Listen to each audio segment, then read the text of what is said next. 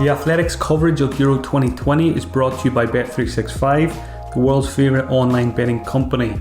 And throughout the tournament, the Bet365 app lets you access pre-match and in-play markets and provides instant match updates across all games.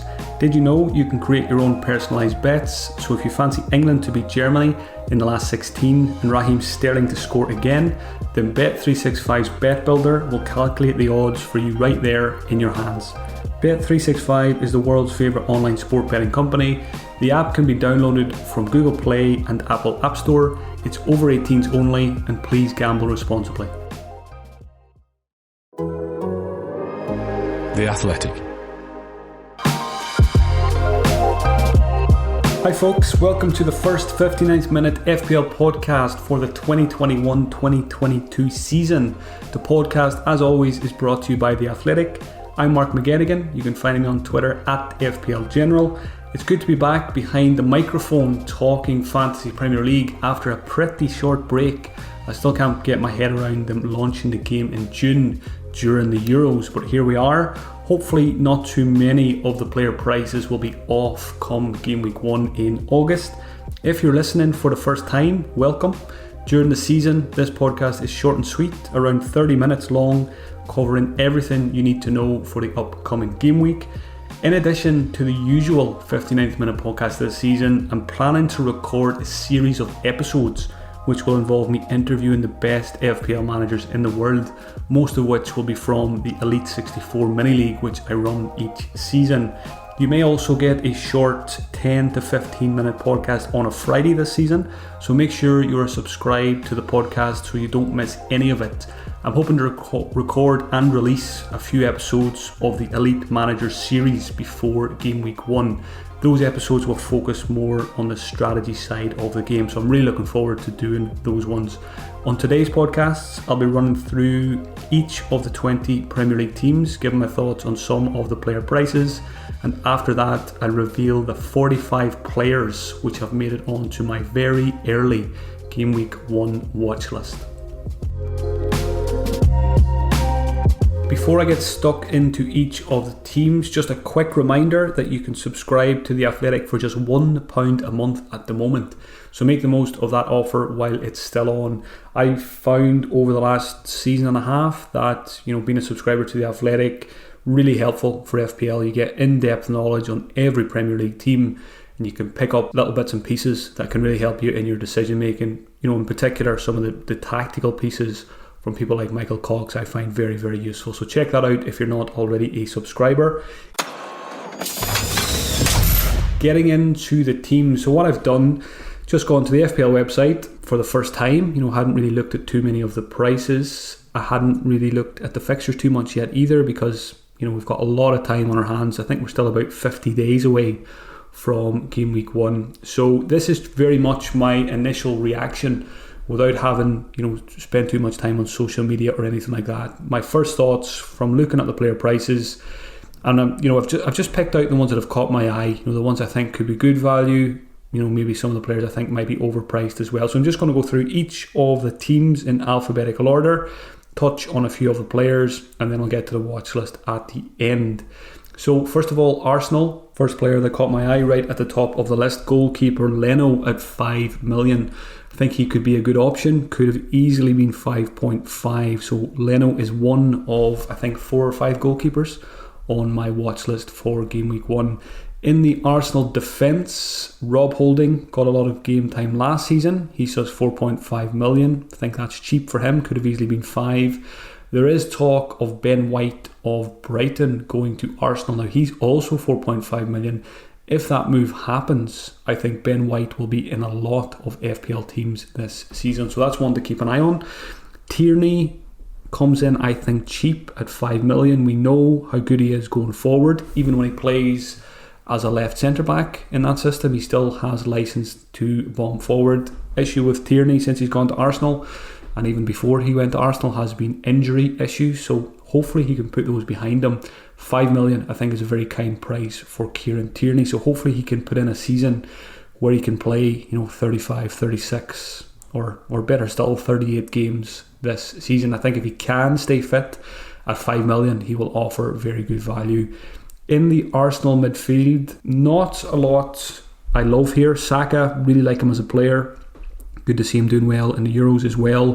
6.5 million. When it comes to midfielders in FPL, those players around 6.5 million, you're probably only going to have one of them in your team. And there's a certain guy at Leeds who I think is going to be in a lot of teams, a 6.5 million midfielder. So Saka, I think his ownership will be low. Doesn't really interest me at the moment, so we'll just see how he does in the early weeks of the season. Smith Rowe, 5.5 million. I think there's been some interest from other clubs from him. Very, very impressed by him towards the tail end of last season. Again, if he stays at Arsenal and if he remains a favourite of Arteta, again, 5.5 million, he's one to keep an eye on. Again, not a player to go for in game week 1 though. Pepe is a very interesting one. Pepe, just either last season or the season before, was expensive. He was 9.5 million. He's now dropped all the way down to 7.5 million, so he's 2 million less than he has been previously. He showed glimpses again at the end of last season of what he's capable of. I think this guy cost in the region of 70 or 80 million, so he came with a big price tag. Hasn't really lived up to it yet, but maybe this will be his season. So again, Pepe, another one of those you're not going to buy in game week 1, but let's see how he looks in the first couple of weeks of the season. 7.5 million is a very nice price there. Up front, Aubameyang has been reclassified, so he was a midfielder last year, 12 million midfielder last year. This season he's down to 10 million, but he's a forward.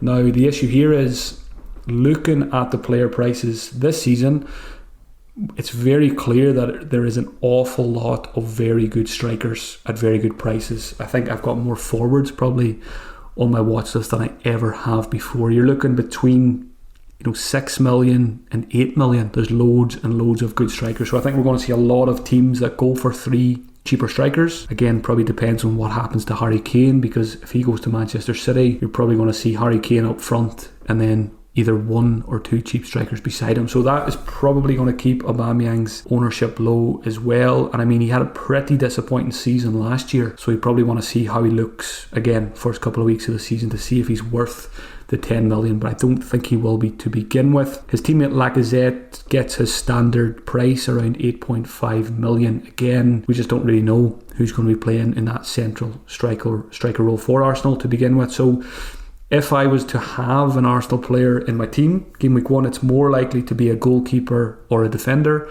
than it is to be a midfielder or a striker. Next team up, Aston Villa. Very sad to see legend Emi Martinez getting the price hike to 5.5 million. It's a bit like Nick Pope. Nick Pope used to be 4.5, used to absolutely boss it for us, but he went up to 5.5. Still had a pretty good season last year. Martinez was last season's goalkeeper of the season. He was 4.5. He was in most people's teams and he was an absolute points machine. Now that he's 5.5, I don't think too many people will go for him. I certainly won't be going for him at that price. The goal for us now this season is to find, who is going to be this season's Emi Martinez at 4.5 million. And we'll talk about some of those when it gets to my watch list. All the defenders at Aston Villa are 5 million, which I don't love. If one of those guys was 4.5 million, I would be a lot more interested. If I was forced to buy an Aston Villa defender, game week 1, probably Target. Takes a few set pieces, usually passes the eye test. One to keep an eye on as well, Ashley Young has signed for Aston Villa, former Manchester United man. He's 5 million also. There's potential there. He could end up playing out of position, possibly. He's been a winger and an attacker in the past. He's played more in defence in recent years, but let's say Grealish leaves, there could be scope for Ashley Young to play in a more advanced role than his FPL positions. Ashley Young, certainly one to keep an eye on as a potential out of position option. Grealish, £8 million. This is one of the reasons why I don't think they should launch the game so early, or when they do launch the game early, why not just leave a few players out? The players who've got big rumours, players like Jack Grealish, Harry Kane, Ben White's an example now as well. Why not just leave those guys out of the game for a couple of weeks, see what happens, and price them up once it's clear who they're going to be playing for next season? Because Grealish now is 8 million. Let's say he moves to Manchester City, which could happen. You've got an amazing player for 8 million. If he was at Man City, he should really be about 10 or 11 million. So if Grealish does move to a big side, he's going to be an absolute bargain. Other midfielders at Aston Villa, Buendia, who they've signed from Norwich, really good player, is just 6.5 million. So I think he's going to be quite a popular pick. I think he'll be more popular if Grealish leaves, because you would like to think he'll take up the baton of being the talisman there at Aston Villa. So that's a nice price. Traore, who was, had a pretty good season last season, is 6 million, but I don't have that much love for him. I think I prefer Buendia for the extra 0.5 million. But again, all hinges on what happens to Jack Grealish. If he stays at Aston Villa, 8 million for an Aston Villa midfielder, even though it's Grealish, it feels a little bit expensive, but he could justify it. Of course, he's a world-class player. Up front, last season's hero Ollie Watkins is 7.5 million now. He started last season at 6 million, but even a 1.5 million hike, I think it's pretty fair.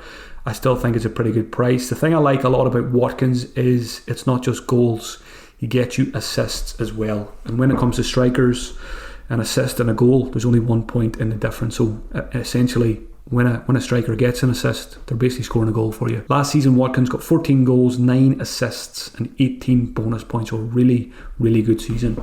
I sold him in my second wildcard, which I regretted. Again, big factor in Watkins is whether Grealish stays or whether Grealish goes. I like Watkins a lot more if he's got Grealish and Buendia there to create for him. I think Grealish will be a big miss for Villa all round, not just in attack, but I think for their defence as well. On to newly promoted Brentford. My notes here say I know very little about their players, so I will run the eye test over them in the first couple of weeks of the season before investing in any of their assets. So I'm very, very unlikely to have any promoted players in my Game Week 1 squad. I usually avoid them. At most, probably one. There's a lot of interest in Ivan Toney, the Brentford striker. He's 6.5 million. He's 40% owned already, which shows you that most of the people picking FPL teams at the end of June are the FPL community on the likes of Twitter and Reddit. There's big hype already around Toney, but it's pretty justified. Looking at his numbers from last season, 33 goals in the Championship, 10 assists, really, really impressive numbers. The fixtures are not too bad to begin with either for Brentford, but again, I don't think he'll make my squad because, quite simply, I don't like buying players that I haven't really seen play. The only time I've seen Toney play was in the playoff final, and he looked really good in that game. But I like to judge a player on more than just one game. So when you see my Game Week 1 squad, my 3 strikers will be probably more proven assets who've been in the Premier League for a little bit longer. I mean, players like Toney, we often see it with Championship top goal scorers. Some of them come up and do well, some of them come up and completely flop. The Premier League is a completely different animal for these players, so it'll be interesting to see how he does make that transition. For me, probably a wait and see to begin with. Next team on the list is Brighton. So goalkeeper, first of all, Sanchez, 4.5 million, really good price. He is going to be a very, very popular goalkeeper if he remains as number 1, which I think he will. Sanchez has the potential to be this season's Emi Martinez. Very good chance he'll make my Game Week 1 squad as things stand.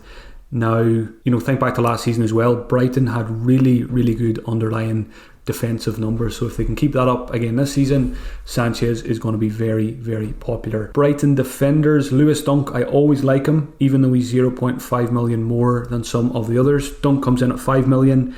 He's one of the best centre-backs in the league when it comes to goal threat. He always gets 3, 4, 5 a season. Good for bonus points as well. And again, if Brighton are going to defend well like they did last season, I think Lewis Dunk is worth 0.5 more than some of the others, because we know Potter likes to rotate a bit as well. There's players like Lamptey at 4.5, Veltman, who was popular last season. But again, these guys are prone to rotation, and in Lamptey's case, very prone to injury as well. So I think Dunk is a safe route in there.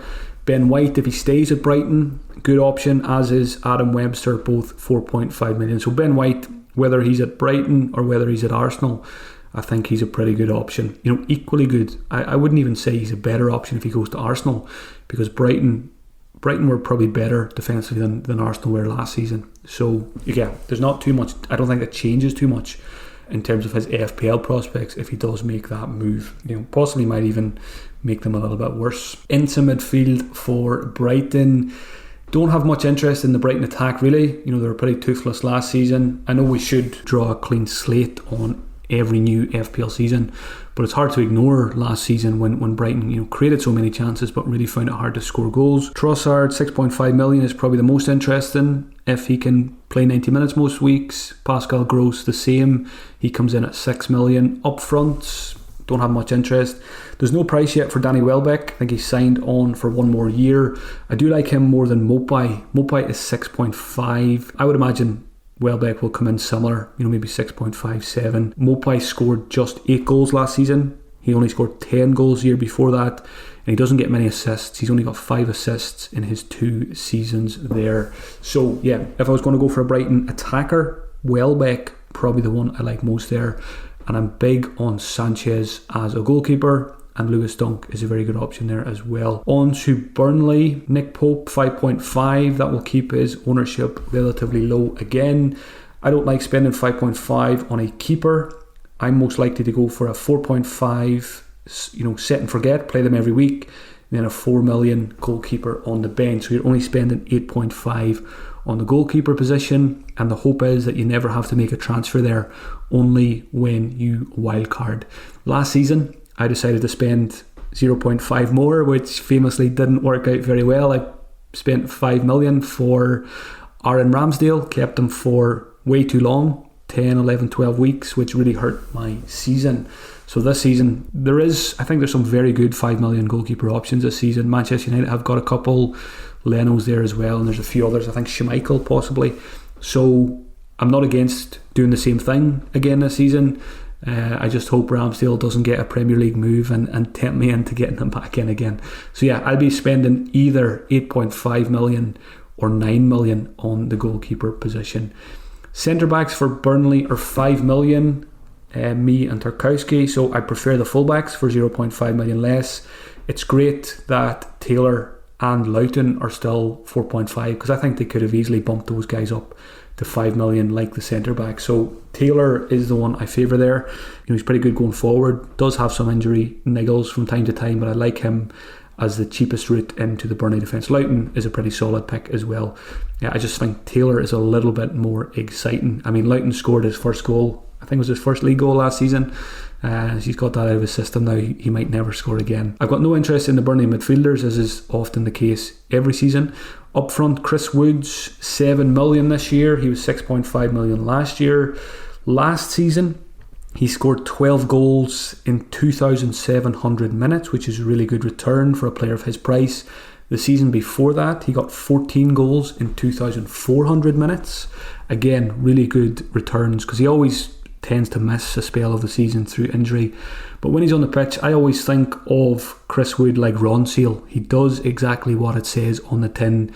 You pay 7 million for Chris Wood, you know you're going to get 10 to 15 goals a season. He does well on bonus points when he does score. He's on penalties, and Burnley were pretty good in attack second half of last season. So Chris Wood I like a lot at 7 million. The other strikers at Burnley, Barnes, Vidra, Rodriguez, they're likely to share game time, so Chris Wood is the only one to consider here. Chelsea were my downfall towards the end of last season.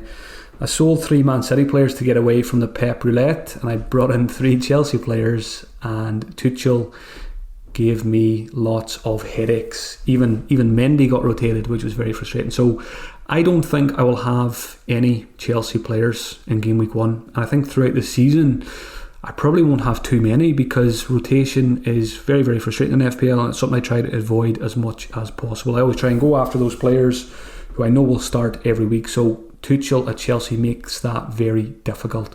So in terms of the prices, Mendy's been bumped up to 6 million. I won't be paying 6 million for a goalkeeper, I never do, so that rules him out. He could be worth it though if Chelsea continue to keep lots of clean sheets, but I'd be going for probably a 4.5 or a 5 million keeper instead.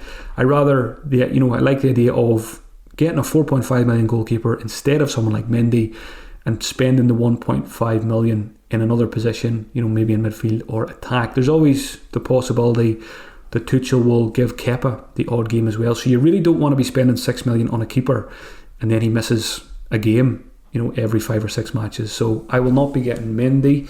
Christensen is the cheapest Chelsea defender who has a chance of being a regular starter at 5 million. So that's one to keep an eye on. If Christensen does become regular, he is going to be in a lot of teams. He'll be in my team if he, yes, there will be rotation in defence, but it's a lot easier to buy a 5 million defender with a chance of rotation than there is, paying 6 or 6.5 for one of the other guys. So Christensen is going to be on my watch list, and I will monitor that in the first couple of weeks. I won't buy him for game week 1, but I will monitor the first few weeks and see if he's getting starts. Chilwell and Azpilicueta are 6 million. I'm going to avoid that rotation. Reece James 5.5, again, won't be going there. It's just a nightmare. Chelsea are a bit of a nightmare now, like Manchester City. I think Chelsea are actually even worse now for us FPL managers. Into midfield, Mason Mount 7.5. Doesn't really excite me that much. 6 goals, 7 assists last season. Not spectacular.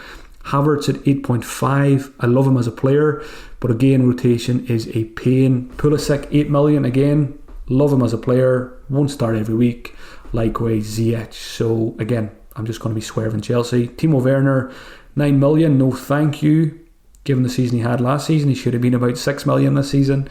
Like I said, there's so many good strikers who will play 90 minutes most weeks. Timo Werner won't. So I'll be going for a player who is going to get more game time than Timo Werner for a cheaper price. Timo only scored 6 goals last season, and he's a rotation risk. Crystal Palace are one of 3 teams who don't have a manager, along with Tottenham and Everton. Crystal Palace losing Roy Hodgson has me very, very worried about their prospects. You look at their squad as well on the FPL website, they've lost a lot of players whose contracts were up. I think things could fall apart at Crystal Palace without Hodgson. I think we'll realise just how good a job Hodgson did there this season when someone else comes in. Obviously, depends. They've got a very, very important appointment to make there. They've got to get it right, or they could find themselves in the Championship very quickly. Crystal Palace goalkeeper Guaita is 4.5, which is good because he was 5 million last season, so he's another 4.5 to consider. Always does well for save points. Defenders are all 4.5 as well, but don't have much faith in them defensively. Zaha is pretty standard at 7 million. Will he get a move somewhere? The Etse injury is a huge blow. I don't think he's back until maybe December, January time. Really good player, Etse. So he's one to keep an eye on in 2022 when he is back from injury. I've got no interest in the Crystal Palace strikers. So on to Everton. Very disappointing for Everton fans to see Ancelotti go to Real Madrid. That is a massive loss. I don't have much faith in Everton without Ancelotti. So again, probably won't have any more than one Everton player to begin with, and see, first of all, see who the manager is coming in and see how they settle in the first few weeks of the season. Luka Dean is interesting because he's got a price drop. He was 6, he's now 5.5. We know how good he is. I think he got a couple of games for France during the Euros at left back. One of the best left foots in the Premier League. Takes some set pieces as well and likes to get forward. So he is the pick of the Everton defenders. Holgate's one to keep an eye on, 4.5.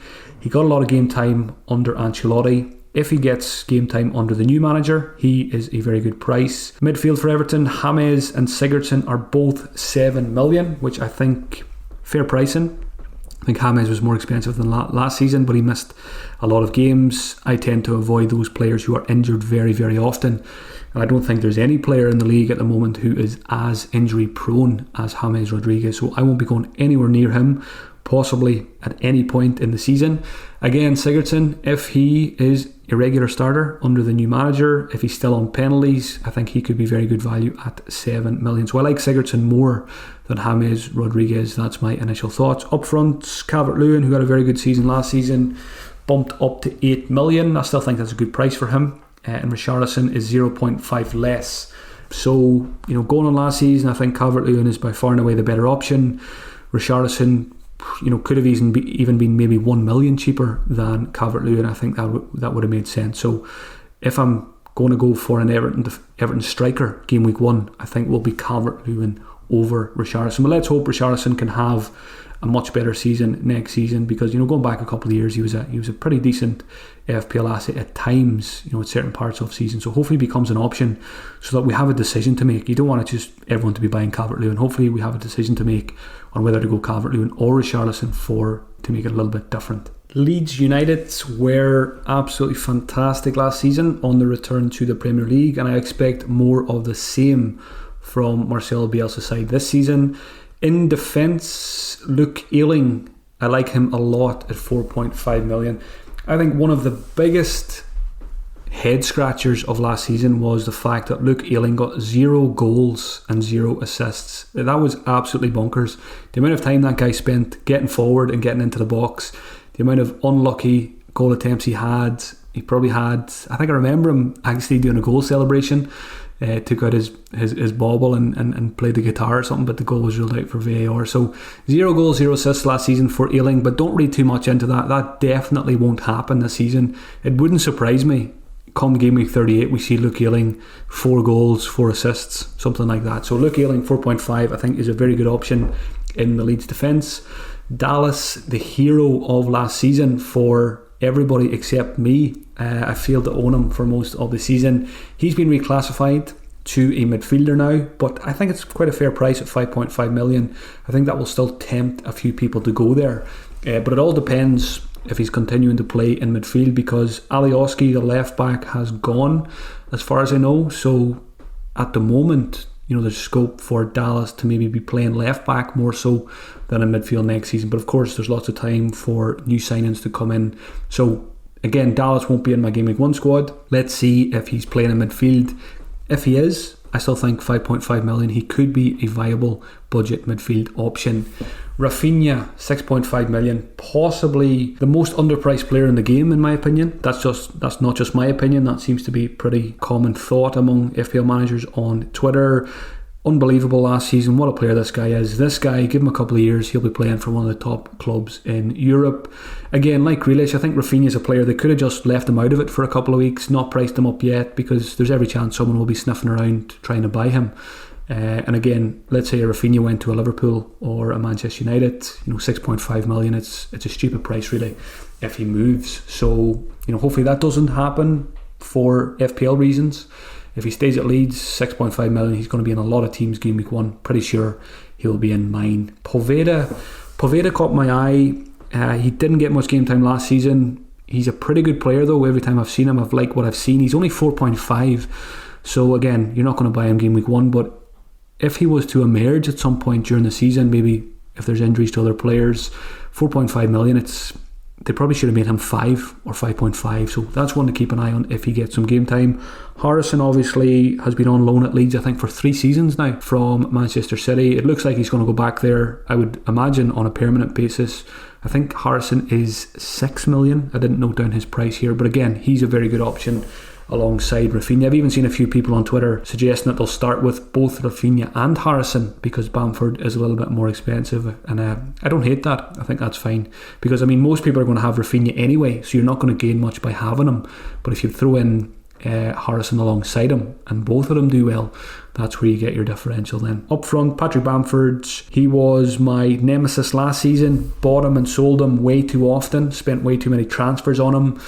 Ended up then having him at the wrong times and then not having him when he was doing well. He's 8 million, very fair price, amazing season, 17 goals, 11 assists, really good option. I think he'll be a popular pick and he'll be in my thoughts for game week 1.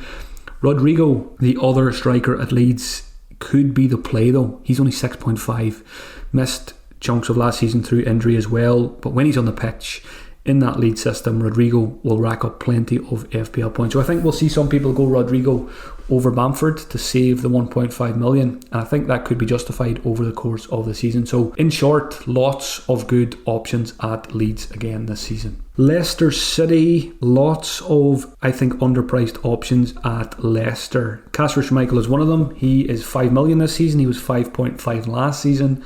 I think he's a very good keeper. He will certainly be in the reckoning for my goalkeeper position for game week 1. Fofana is quite simply a mistake at 4.5 million. I think some of these player prices, when they release them, it's quite clear on Twitter that most people think Fofana at 4.5 is a mistake. So why not just fix it? Why not just change him to 5? And then it just makes the game better, because what you want to avoid if you're making this game, you don't want to have a player like Fofana who's 4.5 million and he ends up in 40% or 50% of teams, which is going to happen if he continues as first choice, which I think he will. He's a fantastic player, so it's disappointing to see Fofana at 4.5 million, and hopefully they go and change him to 5, but I don't think they will at this stage. He's going to end up on everyone's team if he is first choice. Other defenders at Leicester, Pereira and Castagna, the wing backs, are 5.5, so I would expect Pereira probably to be the right wing back, Castagna to be the left wing back. I think that was the plan when they bought Castagna in the first place, but then Pereira had his injury. Castagna, I think, has had some injury issues in the Euros as well, so I'm not sure how serious that is. I like Pereira and Castagna more than Johnny Evans, who I think is quite expensive at 5.5. I mean, no one's going to buy Evans at 5.5 when you can get Fofana for 1 million less, so that just kills Evans off as an asset. They should have just made both of them 5 million. Into midfield for Leicester, Maddison, 7 million. That's a pretty standard price for him over the last couple of years. It's a good price if he can get back to his best. Hopefully he can. Otherwise, Harvey Barnes is going to be the pick here. Barnes is also 7 million. He's the goal scorer when it comes to Maddison versus Harvey Barnes, so we really need Maddison to get back to his best. Again, a bit like Calvert-Lewin and Richarlison, you really want both of Maddison and Barnes to be firing to give us a choice to make and to make things different, because I think at the moment, the way the player prices are, I've seen a few people posting teams on Twitter. There's going to be a lot of very similar teams again in Game Week 1, and that's disappointing. I think the players overall are too cheap. The forwards, the defenders are probably too cheap. Some of the goalkeepers are too cheap as well. So it's going to be very, very similar teams. There's going to be a lot of players with 30, 40, 50% ownership, and that's what I'd like to see them try and get away from, just to differentiate it a bit and make it a bit more exciting for us. Another player who caught my eye in the Leicester midfield is Dennis Pratt. He's only 5 million. Very, very good player. If he can get an extended run in the team and can get over his injury problems as well, he could emerge as a budget-friendly option at 5 million at some point during the season. Up front, Vardy, 10.5 million. Way too much. He's entering the final few years of his career.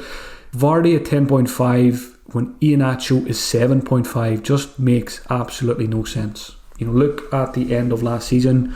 Who was the player scoring in every game? Iheanacho. So why is he 3 million less than Jamie Vardy? Penalties doesn't add 3 million to your price tag. So again, I don't think anyone in the right mind will pick Jamie Vardy at 10.5 when you can buy Iheanacho for 7.5. I fully expect Iheanacho to be a regular again, given how good he was at the end of last season. I think there's talk of Leicester possibly signing another striker, so maybe that could throw a spanner in the works there. But initially, Iheanacho, super price at 7.5 million. Jamie Vardy overpriced at 10.5. Liverpool are next up. Trent Alexander-Arnold, 7.5, good price, very good chance he'll be in my Game Week 1 squad. We all know what Trent can do by now. Robertson at 7 million, I think that's a pretty fair price as well. And Van Dijk, who will be back from injury this season, is 6.5. So I like all three of those options. I think Trent has the best chance of being in my Game Week 1 squad. And like always, I won't be ruling out doubling up on the Liverpool defence. I think they've got pretty good fixtures to begin with. In midfield, Mohamed Salah and Sadio Mane. This is also disappointing. Salah is 12.5 million and Mane is just 0.5 million less at 12. And this is reflected in the ownership at the moment. Salah has 53% ownership. Mane has 2.5% ownership. And that's what I think the game should be trying to avoid when they're setting it up. They should be trying to close that gap in ownership.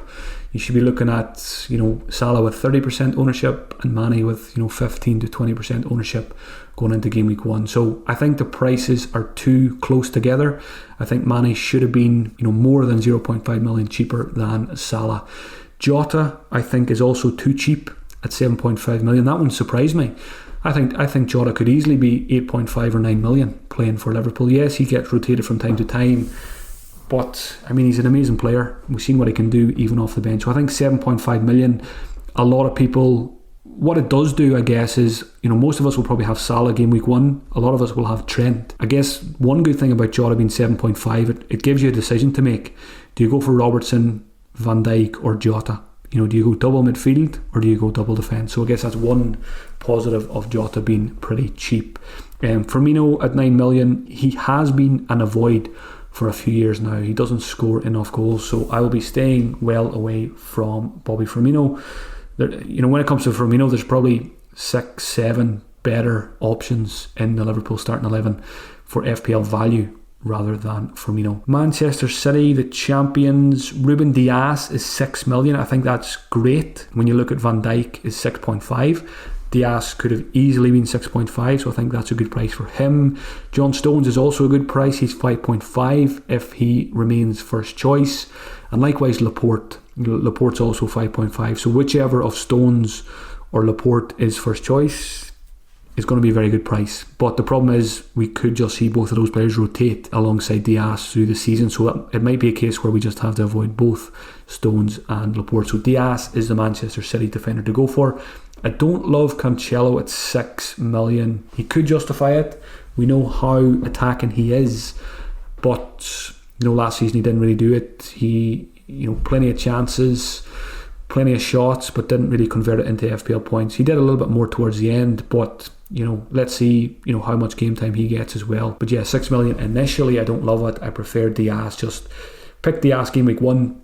There's a good chance he'll still be in your team game week 38, and he will have picked up plenty of FPL points. In the Man City midfield, Gundogan 7.5 million feels like a good price to me. Very good season last season. I think he could easily have been given a bigger price hike, so 7.5 keeps him in the mix, I think, as an option. Kevin De Bruyne, 12 million. It's a pretty steep price, but at the end of the day, he's the best player in the Premier League, so not really a surprise either. Phil Foden at 8 million, I think, is the player I like most here from the Manchester City midfield. Again, could have been more expensive. I do like Mahrez as well, who I think is 9 million. So at the moment, Gabriel Jesus is the only striker listed on the Manchester City section of the FPL website. It'll be interesting to see if Mr. Kane will join that list before the season starts.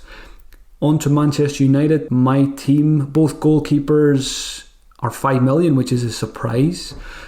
I don't really understand why both of them are not 5.5 million. So, let's say, for example, David De Gea leaves the club. You're left with Henderson at 5 million, and he will be in a massive amount of teams if that happens. So once it's clear who the first choice Manchester United goalkeeper is, and hopefully there won't be a rotation policy in the league for the goalkeepers, that's a great price. I think it's a nice cheap route into a very good defence.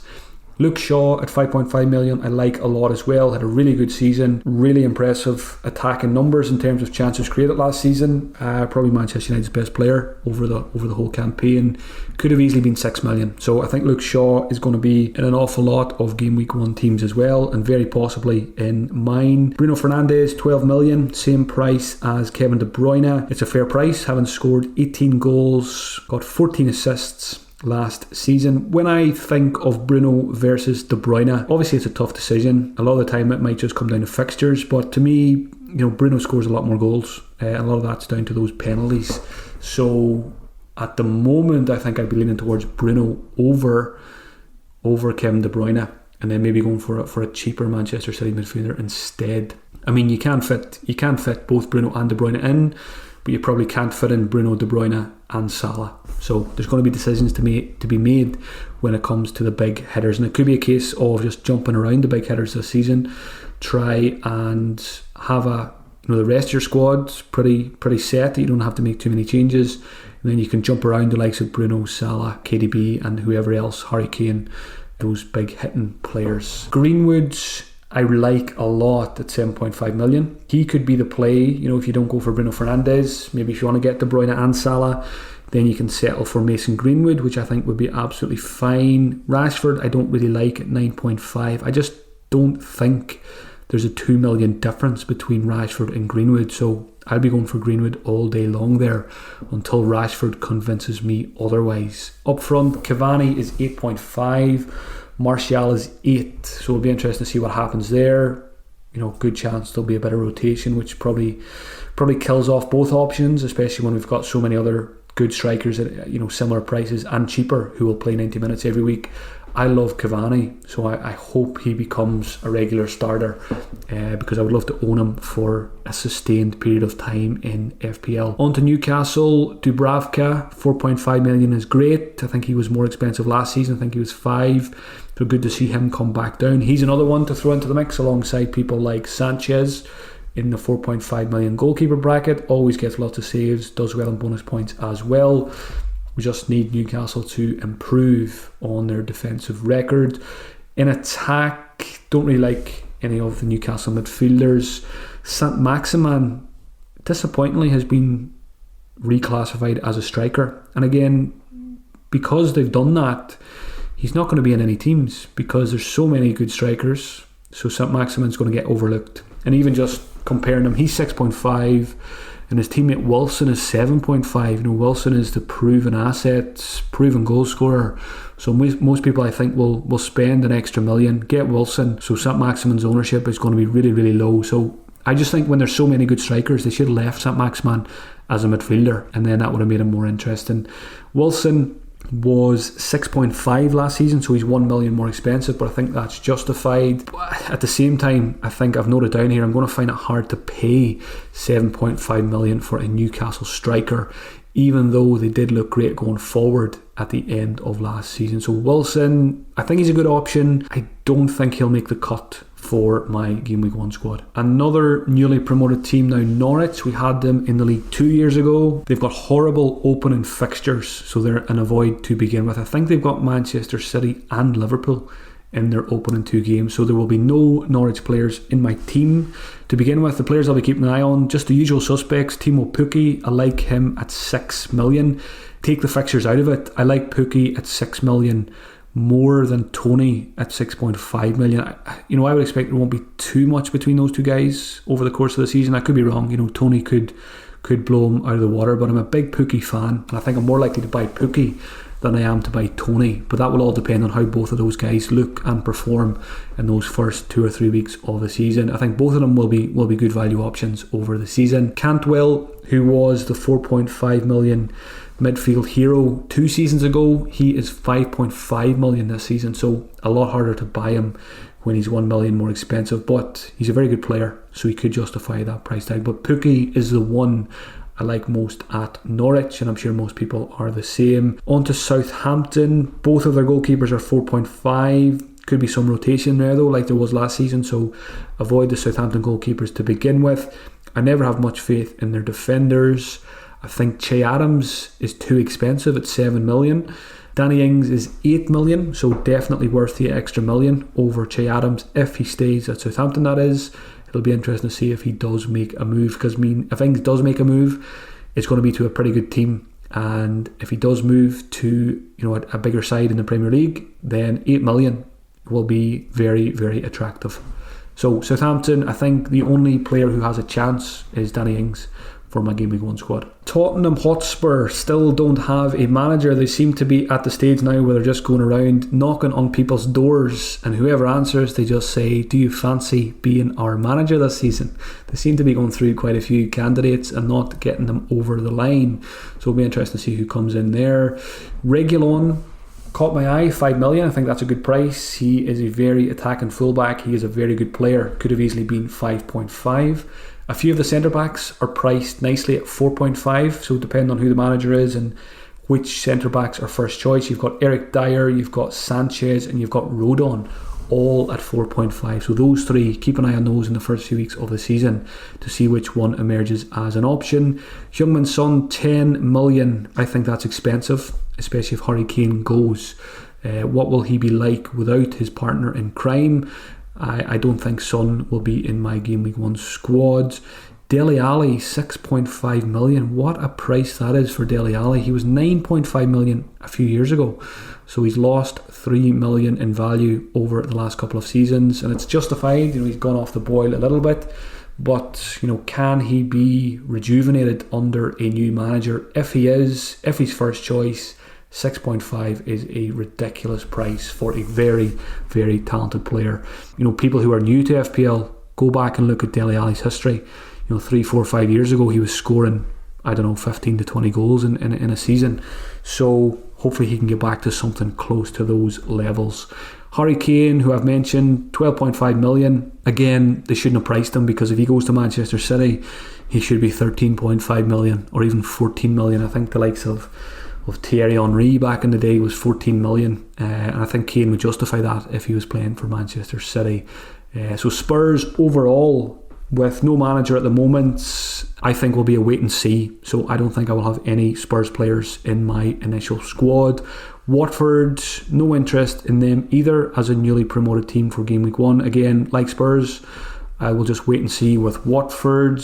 West Ham, very, very good season last season. Can they do it again? I think they could. I was very, very impressed by them last season. They've kept all their players. They've kept the manager. I think Moyes might have even signed a new contract, so that's good for West Ham. Cresswell gets a bump to 5.5. I still think he could be worth that with those set pieces. I said Luka Dean had one of the best left foots in the Premier League. I think Cresswell possibly has the best left foot in the Premier League. His deliveries are sensational every time, and he's got the players like Southgate to nod those balls in the back of the net. The centre backs at West Ham are 5 million. Don't really like that, but I do like Soufal, who is 5 million. So I think that does give us a decision to make. Do we go Soufal at 5, or do we spend the extra 0.5 for the set pieces from Cresswell? But Soufal, he looks really good from open play. He gets forward a lot. He's got good delivery himself, and he can get goals. So I've caught a bit of him in the Euros as well, and he's been his usual self getting forward. I think he's got an assist or two there. So that will be a decision I think many of us will have to make at some point. Soufal versus Cresswell. It'll probably be one of those when I put out my tweets every week for questions. It'll be one of those Soufal versus Cresswell discuss. In midfield, Southgate at 6 million doesn't really interest me when you can get Ben Rama for the same price. Hopefully Ben Rama can become a regular starter now that Lingard is gone back to Manchester United. So it'll be interesting to see what happens there with Lingard. Will he stay at United and fight for his place after a very good season last year, or will he go back to West Ham, or will he go somewhere else? If he does go somewhere, I hope it's Spain or somewhere, so I don't have to consider buying him, because he hurt me a lot last season not owning him. Up front, Antonio, 7.5, really good price there as well. I think he's got a bit of a bump, but most of the strikers have got a bump in price. So Antonio is probably in my top 5 strikers. Really like him when he's fit.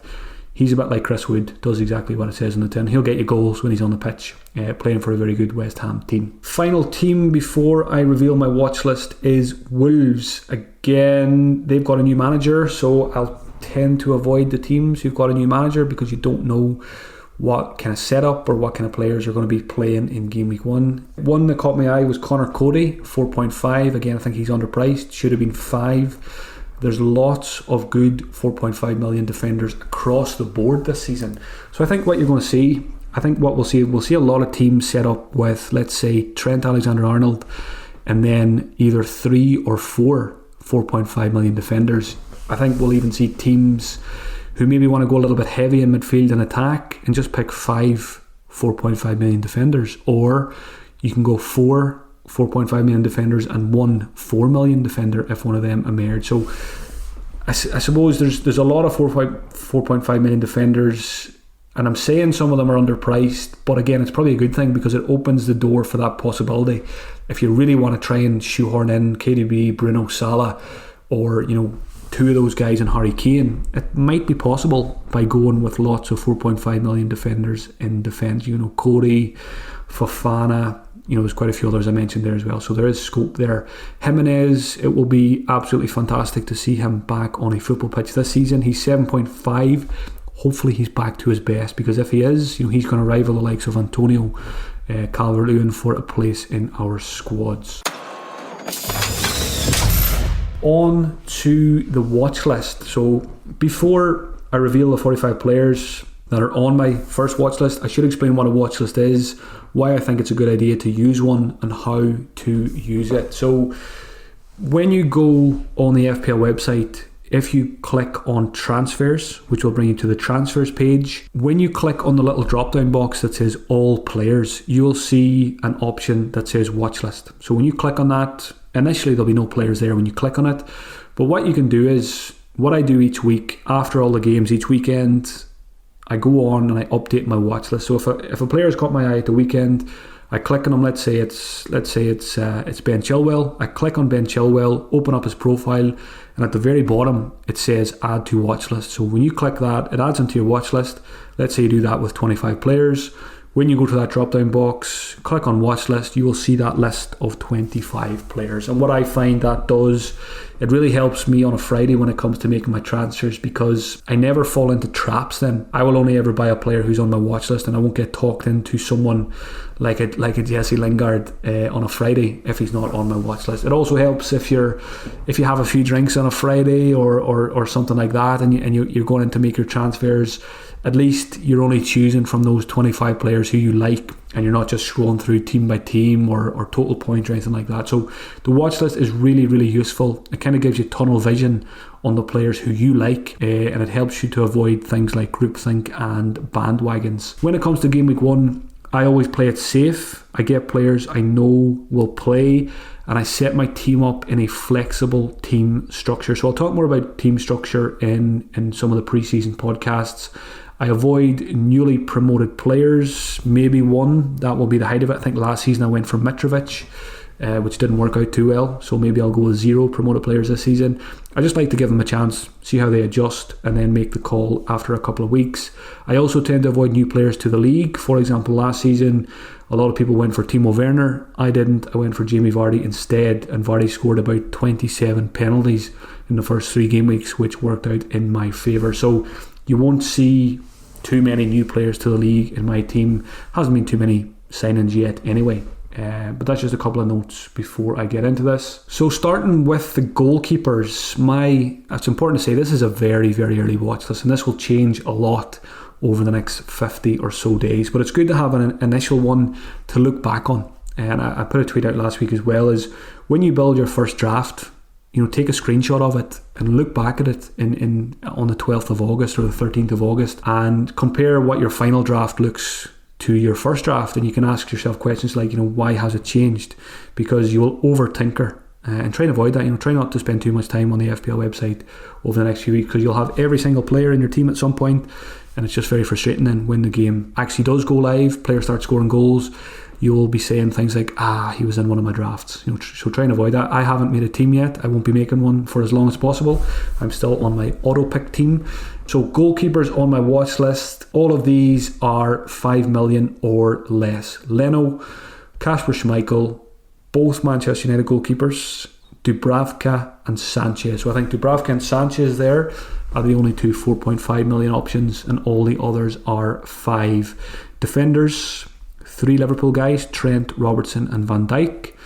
Diaz from Manchester City. For Everton, Luka Dean and Holgate. And Holgate, won't be in my Game Week 1 squad, so he'll probably get removed from this watch list because I can't be sure that he's going to play. So Luka Dean I'm more interested in. Luke Shaw is my preference for Manchester United. For West Ham, it'll be Cresswell or Soufal. For Arsenal, Tierney. Target at Aston Villa. Lewis Dunk at Brighton. Christensen at Manchester United. Again, sorry, not Manchester United, Chelsea. Christensen is a bit like Holgate. He's on my watch list here, but I don't think he will be for very long, because you can't guarantee that he's going to play in Game Week 1. And every player I pick in Game Week 1 will be a player who I can 99% say he's going to start in Game Week 1. Charlie Taylor at Burnley, Fofana at Leicester, and Ayling at Leeds. Midfielders, there's actually not many midfielders. There's a lot more strikers. So midfielders, it's mostly usual suspects here. Salah and Jota at Liverpool. De Bruyne, Foden, Gundogan at Manchester City. So Mahrez is currently not on my watch list, but he probably will be come closer to the start of the season. Bruno and Greenwood at Manchester United. Grealish and Buendia from Villa. Rafinha, Harvey Barnes, and that's it. So there's only about 10, possibly less midfielders on my watch list, which tells me I'll probably have a 3-4-3 formation to begin with. I think I'll be squeezing in 3 strikers because there's so many of them that I like. Harry Kane is on the watch list, so he's the most expensive. And then you've got from 8.5 million right down to 6 million, loads and loads of options. Cavani, Calvert-Lewin, Bamford and Rodrigo at Leeds, Danny Ings, Ollie Watkins, Iheanacho, Wilson, Antonio Chris Wood and Tony. So I mean, Tony's on it. I'll probably remove him because I don't think I'll pick him game week 1. Pookie's not on it because of the fixtures. I probably will avoid those promoted players. So I mean, if I had a gun to my head right now, pick 3 strikers for game week 1. You know, let's say Kane is still at Spurs. I think I'd probably avoid him and go cheaper. So I'm probably looking at, and again, I haven't looked at the fixtures much here, so the fixtures are not coming into it. So I'm just judging players here only. I would probably say Antonio, Iheanacho, and probably one of the Leeds guys, either Bamford or Rodrigo. And I mentioned fixtures there. I think something I might have done last season was, I think last season I leaned on fixtures more than I ever do, and I'm going to try and scale that back a little bit this season. You know, you hear a lot of people saying form versus fixtures, you know, what do you go for? I'm going to try and just back players over fixtures this season. So I mean, some of my mistakes last season, Bamford and Watkins is a good example. I owned both of those guys on various occasions, and quite often I sold them when they had tough fixtures coming up, and they went on to get assists or get goals in those tough fixtures. So I think I'm going to try and back players over fixtures this season. If you've got a good asset like Watkins, who's good value, who's scoring goals, who's getting assists, you know, there's no reason to sell him just because he's got bad fixtures for someone who's got better fixtures. And quite often I did it with Calvert-Lewin. I bought Calvert-Lewin in when he had good fixtures, but he didn't do anything because he's playing in an Everton team that didn't have much creativity. You know, they're very defensively minded. So I'm going to be keeping that in mind this season. If I've got a good asset who's doing well for me, there's no reason to sell him if he's got a couple of tough games coming up. That is it. I'm just looking at the clock here. This could end up being a 59-minute long podcast, which would be amazing. Thank you for taking the time to listen to this episode. If you'd like to support me as a full-time fantasy manager, check out patreon.com/FPL General, where you'll get extra content and podcast throughout the season. There's a few up there already, and a new Slack channel has been set up for subscribers for the season ahead. Enjoy the Euros over the coming days. I'll be back in a couple of weeks' time, probably around mid-July with the next episode. I mean, there's no rush. We've got 50 days. I don't want to jump in too deep to content just yet because it's going to be a long season ahead. So all I'm left to say is happy tinkering. Don't do too much. Have fun on the FPL website, and I will talk to you all very soon.